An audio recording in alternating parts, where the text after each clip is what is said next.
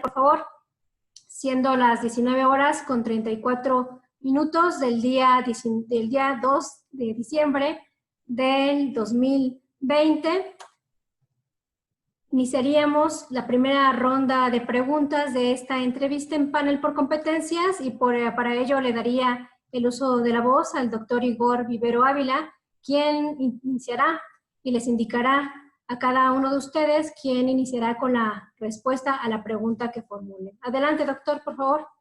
Gracias, buenas noches.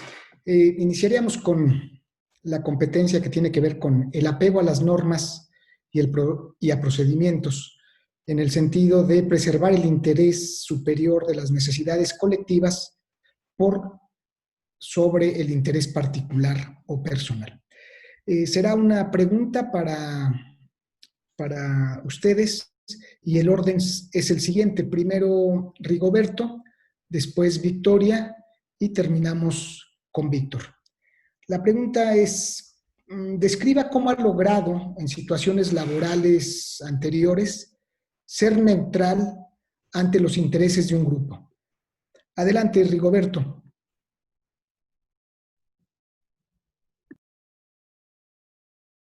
Tu micrófono, por favor, Rigoberto.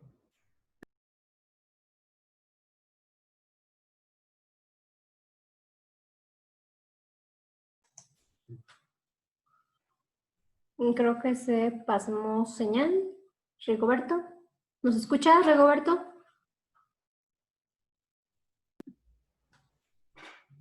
De hecho, creo que también de Victoria.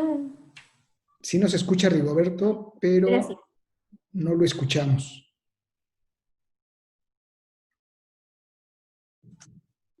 Si apagas un momento tu cámara, Rigoberto, para poder empezar a escucharte y ver si se soluciona el problema de tu conexión.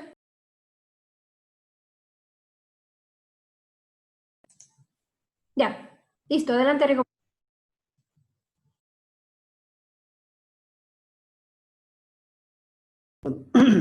Buenas noches, doctor Igor.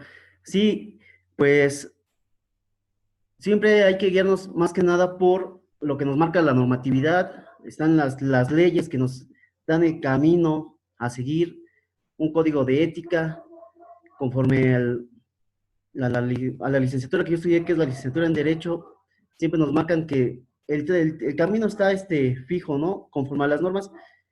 Y es tanto así que uno de los principios rectores que nos marca la función pública es la de legalidad, que nunca debemos de separarnos de él. ¿Sí me escuchan?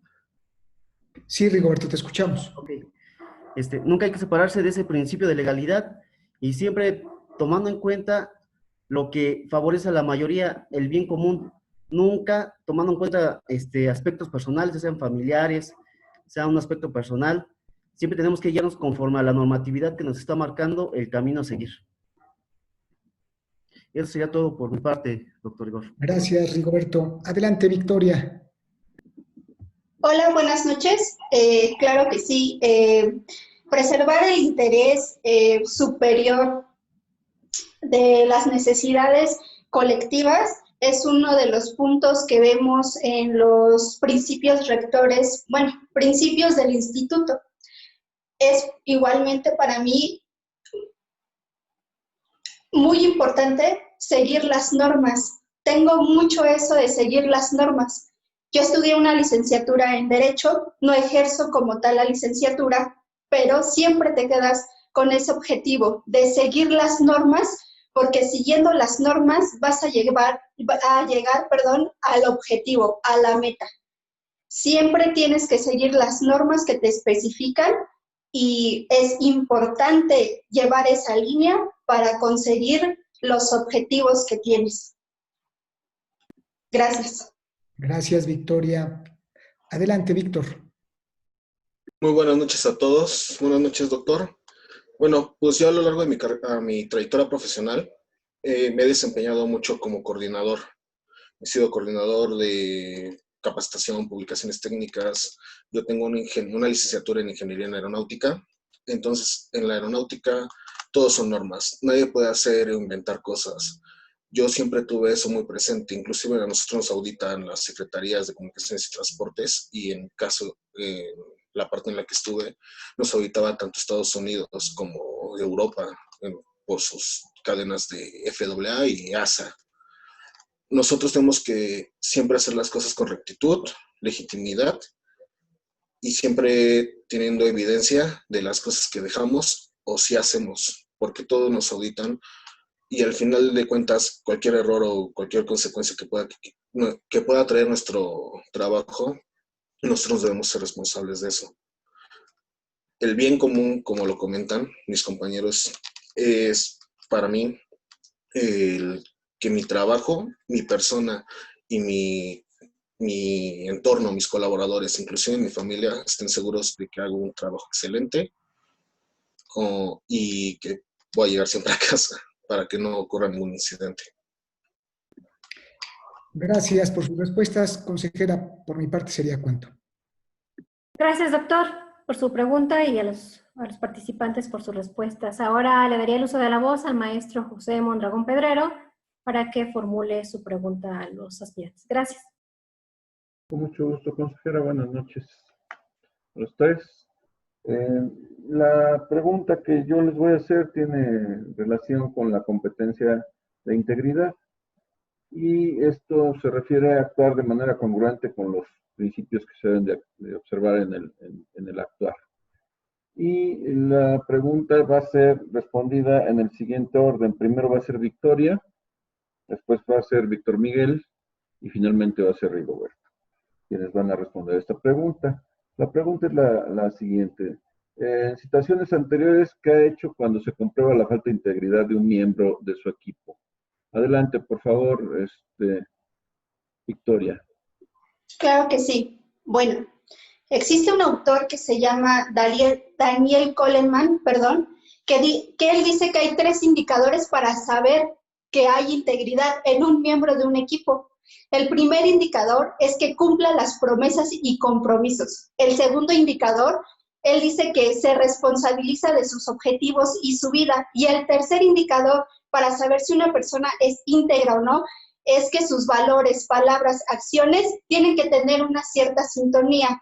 Cuando dentro de un equipo de trabajo no existe esto, y tú como una persona de responsabilidad lo estás notando, tienes que acercarte a él, hablarlo y ver por qué está pasando esta situación. ¿Qué es la situación que está pasando que no lo lleven a trabajar o que no lo lleven a tener este punto que es integridad? Ya que la integridad la necesitamos en el liderazgo. ¿Por qué? Porque la integridad habla de lo que yo soy como persona y de lo que yo hago cuando las demás personas no me ven.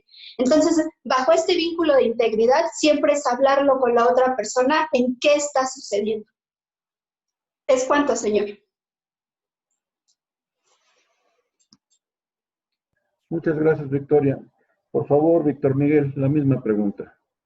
Claro que sí, buenas noches igual. En mis equipos de trabajo no hemos tenido faltas de integridad, siempre han sido trabajos, equipos de trabajos ajenos a nosotros que pegaban en nuestras áreas, que era aseguramiento de la calidad, aseguramiento de la calidad. En ese caso, lo que se llevó fue sacar evidencia, confrontar a la persona, después de que se confrontó a la persona, ver el porqué de las situaciones. Después de eso, se tomaron acciones legales hacia las personas que incurrieron en la falta y con las consecuencias cayeron en las personas que eran responsables de esa falta de integridad en el trabajo en los que he estado. Es lo que ha pasado. Muchas gracias, Víctor Miguel. Rigoberto, misma pregunta, por favor. Buenas noches, José. Claro que sí. La integridad creo que es muy, muy fundamental en un equipo de trabajo. Es lo que nos va a dar ese respaldo.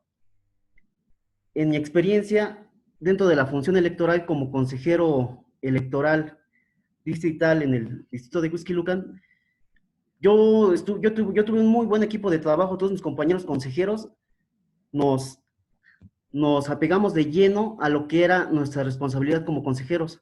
Desde llegar puntuales a las sesiones, desde que el consejero presidente nos invitaba a alguna actividad, todos, la mayoría acudíamos, ya sea a los recorridos para checar la propaganda electoral, cuando llegaron los paquetes electorales, cuando el día de la jornada electoral no se diga, todos mis compañeros consejeros estuvieron ahí, así como se dice, dando el 100%, no nos dejamos vencer por el sueño, estuvimos comprometidos con lo que era nuestra función de cuidar el desarrollo de lo que era la jornada electoral, posteriormente lo que fue la sesión del cómputo distrital. De igual forma, todos nos comprometimos al 100%, de tal forma que tuvimos una elección muy cerrada de que se tuvieron que hacer paquetes, equipos de trabajo, en el cual se tuvieron que abrir varios paquetes electorales, ir contando el voto por voto. Todos, yo nunca vi a ninguno de mis consejeros, de mis compañeros consejeros quejarse. Yo creo que eso es la integridad, eso es lo que nos respalda y eso es lo que necesita el servicio público. Es todo por mi parte, José. Muchas gracias a los tres por sus respuestas. Por mi parte sería todo, consejera. Adelante, por favor. Muchas gracias, José Mondragón, por tu pregunta y a los aspirantes por sus respuestas. A continuación voy a formular una misma pregunta para ustedes y les pido que contesten en el siguiente orden. Primero sería Víctor Miguel, posteriormente Rigoberto y finalizaríamos con Victoria Guadalupe. Y bueno, sus preguntas la pregunta estaría enfocada a la competencia de coordinación y que bueno, básicamente es propiciar que el trabajo en equipo alcance esos objetivos comunes que se han planteado y que bueno, que denoten la vocación del servicio en beneficio del interés colectivo. Y bueno, les pediría que me indicaran qué medidas han tomado al tener a un miembro de su equipo que expresó un problema en el grupo. Adelante, Víctor Miguel, por favor. Nosotros, a lo largo de mi trayectoria profesional, cuando uno de nosotros del equipo de trabajo expresaba alguna inquietud, un problema, siempre se hablaba con el jefe, el responsable.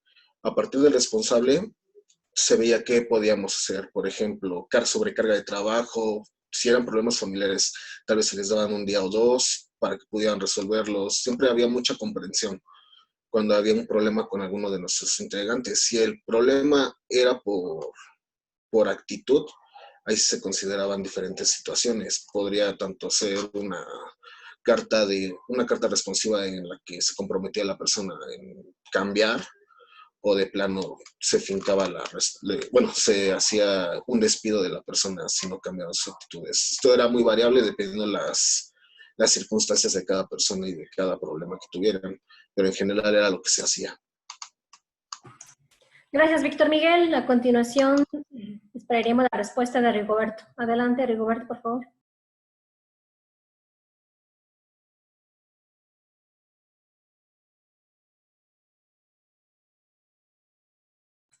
Tu micrófono, Rigoberto.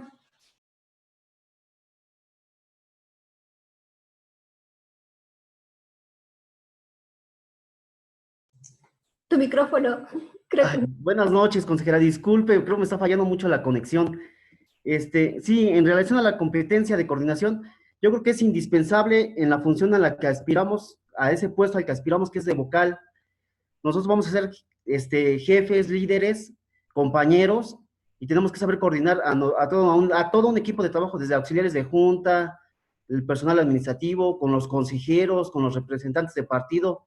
Tenemos que saber cómo coordinarnos para sacar los posibles problemas, llegar a acuerdos y acuerdos que beneficien a todos y que en el que todos participemos y en el que todos estemos de acuerdo para que ese acuerdo se respete.